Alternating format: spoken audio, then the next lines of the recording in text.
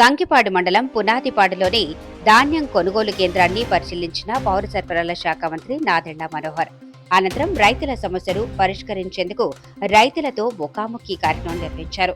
ఈ సందర్భంగా స్థానిక రైతులతో మాట్లాడి రైతులు పరస్పరం ఎదుర్కొంటున్న పలు సమస్యల గురించి అడిగి తెలుసుకున్నారు. కల్లాల్లోని ధాన్యాన్ని పరిశీలించి కనీ విని ఎరగని రీతిలో ఖరీఫ్ మాసంలో రబీ కొనుగోలు చేస్తున్నామని, గతంలో రైతులందరూ నష్టపోయారని ఆవేదన వ్యక్తం చేశారు. నష్టపోయిన రైతులందరికీ వెసులుబాటు కలిగే విధంగా కూటమి ప్రభుత్వం ధాన్యాన్ని కొనుగోలు చేసి ఆ డబ్బును 24 గంటల్లో జమ చేస్తామని రైతులకు భరోసా కల్పించారు.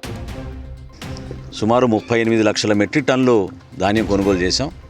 8,600 కోట్ల రూపాయలు వాళ్ళ ఖాతాలోకి జమ చేయడమే కాకుండా రైతులకి దళాలతో సంబంధం లేకుండా, మిల్లర్తో సంబంధం లేకుండా ఎక్కడ అమ్ముకోవాలన్నా వాళ్ళు ఆ వెసులుబాటు కల్పించి అదే మిల్కి వాళ్ళు తీసుకెళ్ళి అమ్ముకునేటట్టు ఒక కార్యక్రమం చేశాం. ఈ గ్రామానికి గతంలో కూడా నేను వచ్చాను, వర్షాలు వచ్చినప్పుడు ఖరీఫ్ మాసంలో. ఇప్పుడు రబీ మాసంలో మరొకసారి దాల్వా రెండో పంట కొనుగోలు కూడా చాలా అద్భుతంగా మేము ముందుకు తీసుకెళ్తున్నాం. ఈ రోజు వరకు దాదాపు 2,40,000 మెట్రిక్ టన్నులు కొనుగోలు చేశాం. 590 కోట్ల రూపాయలు ధాన్యం కొనుగోలు చేయడం జరిగింది. క్షేత్రస్థాయిలో మేము పర్యటిస్తున్నప్పుడు మా ఎండి గారు, మాంజరి గారు, అదేవిధంగా జేసీ గారు, గీతాంజలి గారు, అధికారులు అందరూ కూడా రైతులు మమ్మల్ని కోరింది ఏంటంటే కొంచెం గోతాల విషయంలో, ఎందుకంటే దిగుబడి ఎక్కువ వచ్చింది ఈసారి. దాదాపు 60 నుంచి 65 బస్తాలు దిగుబడి వచ్చిన కారణంగా గతంలో ఉన్న వ్యవసాయ శాఖ అంచనాల మేరకు 35 బస్తాల వరకే మేము సిద్ధంగా ఉన్నప్పుడు దానికి ఆల్మోస్ట్ డబుల్గా వస్తుందనే విషయం మొన్న కూడా నేను ఎన్టీఆర్ జిల్లాలో పర్యటించినప్పుడు అర్థమైంది.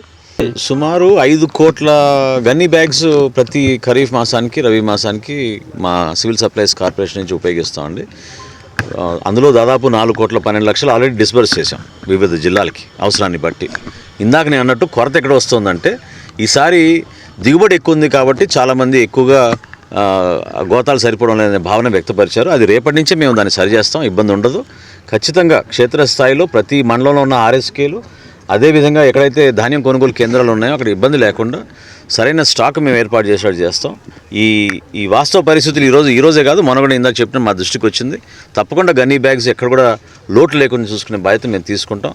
మా దగ్గర స్టాక్ ఉంది. అవసరమైతే ఇతర జిల్లాలను తెప్పించుకుని మన జిల్లాలో ఆ కొనుగోలు సక్రమంగా జరిగేట్టు చేస్తాం.